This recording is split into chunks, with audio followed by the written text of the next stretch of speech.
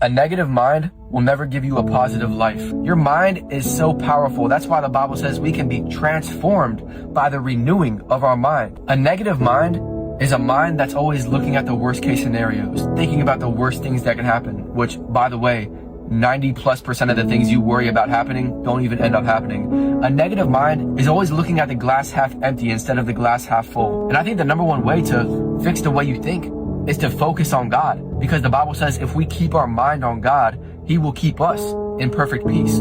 Peace doesn't mean you won't have problems, but it does mean your problems won't have you. Think about David and Goliath.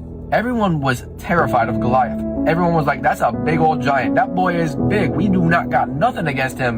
And then David pulled up and he was like, bro, y'all think that's a big giant? I mean, he's a pretty big dude, but compared to our God, let me introduce you to my God, because He is way bigger than that giant. That giant is light work. That's because David wasn't focused on the size of the giant. He was focused on the size of his God. And when David went up against Goliath, he didn't talk about how dangerous Goliath was. He talked about how great his God is. Stop telling God how big your problems are and start telling your problems how big your God is. Every time you are tempted to keep thinking a negative thought, just interrupt it with something like, God's way too good. If I could thank Him every second of the day, I would. I read the Bible and talk to the one who made the book. Go tell the devil, look, I'm losing, major look. They see